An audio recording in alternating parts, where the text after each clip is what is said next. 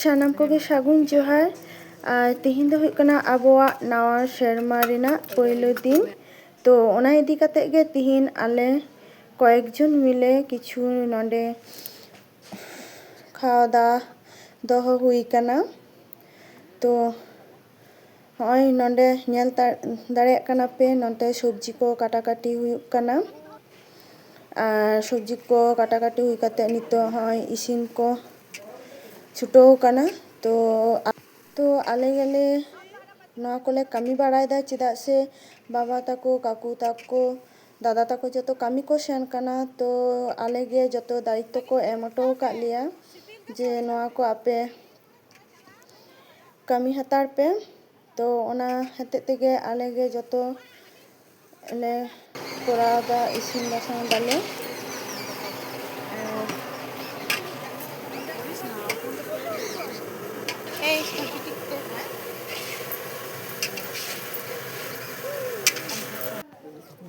ধীরিতে তো কুইতল রটে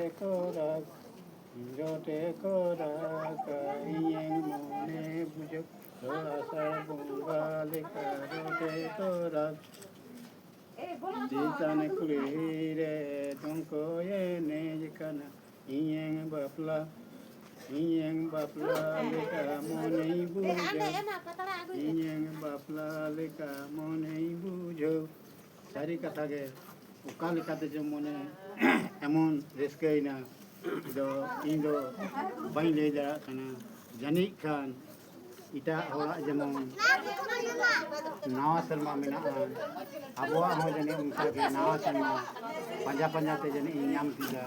ओना होते ते मने बिचली रे आदि रेस्के के बुझो किदी दिकुआ जेमन पहला बोसा इंग्रेजिया जेमन पहला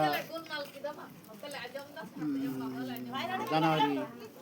अब सानतार को सिदाय को मेन अगू कदा पहला माघ हुयुग कना सेरमा रेना प्रथम माघ प्रथम दिन अब चिकेते बन नाम किदा जे नवा दो पहला सेरमा पहलो दिन कना। नवा कथा मेन लेखा आदि मारे से चला हुआ ओना कथा दो हुयुग कना पिलचु हाराम पिलचु बुढ़िया कथा मेन हुयुआ जखन बारिया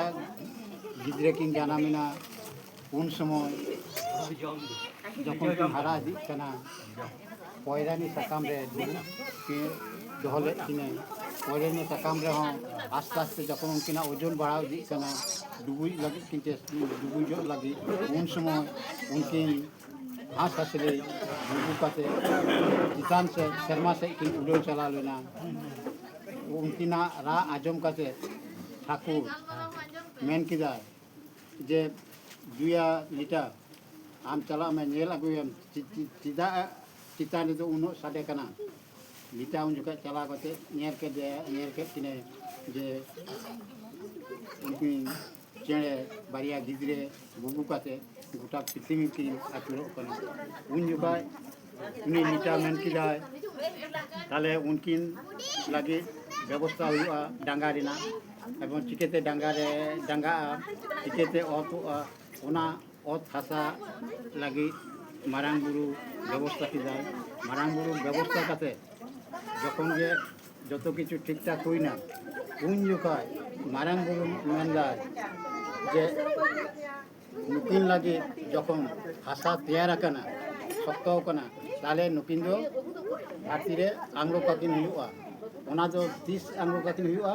ओना दो पंजा ते उनी दिसे वेर किदा दिसे नाम किदा जे पड़ा गे हुई कना अब उनकिन दो नोआ धरती रे आंग्लो काकिन हुआ से हिसाब तेगे आबो ओना कथा एखोनो पर्यन्त बन माना आगुइदा जे माघ रेना पहला दिन दो हुयुग कना सानताड़ा माघ दो हुयुग कना पहला बोंगा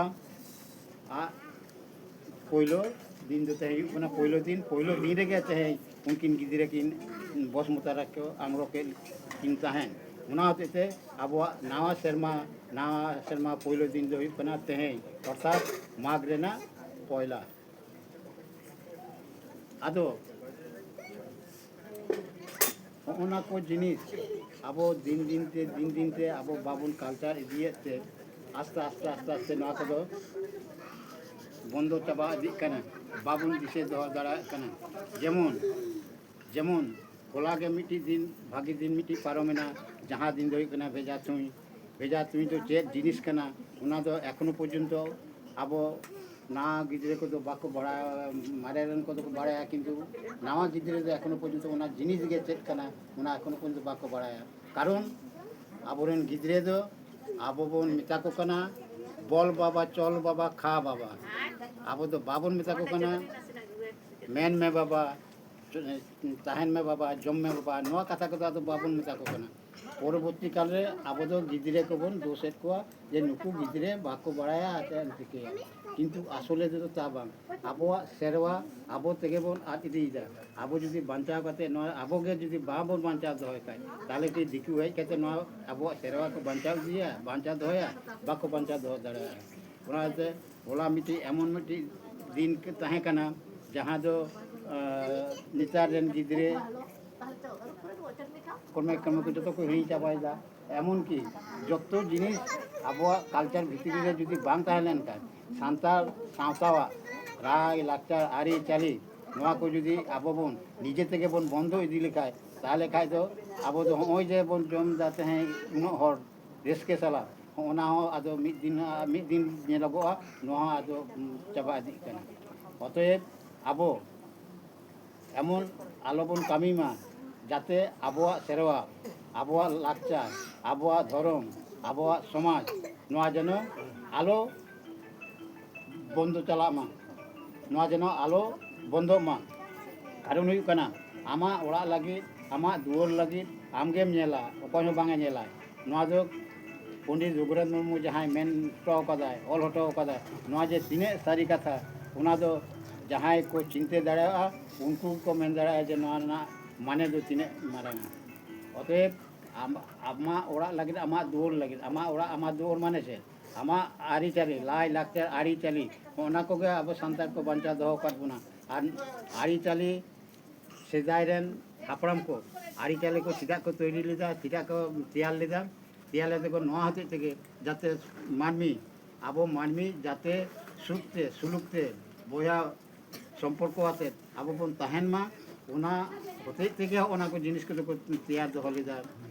और ओना तैयार दो अब जनो दो का माबन जियर का माबन आलो बन एतम दो एतम का मा परवर्ती काले तेहें जेमन अब बन का मिद संगे दुरुब काते बन जम ᱧᱩᱭᱫᱟ आगे हिजुगान सेरमा रे जेनो उनका गे अब बन जमाबन ᱧᱩᱭᱟᱵᱚᱱ देशके रे बन ताहेना जियर गाडारे दाग बन ᱧᱩᱭᱟ नोआ मेन काते गे इयang हपन तन गालमारा मते गे मुचुत को अभी नपाय नवा से मारना माघ बंगा प्रथम दिन सान्ताल समाज बा सान्ताल आरिचलि प्रथम दिन कना जहाँ दो लई किदा जे दिकुआ से इंग्रेज कोआ से बांगालिया हन उनका के नवा सेरमा मेना आनी उनका के अबुआ दो नवा हुयुग कना नवा सेरमा रना प्रथम दिन माघ बंगा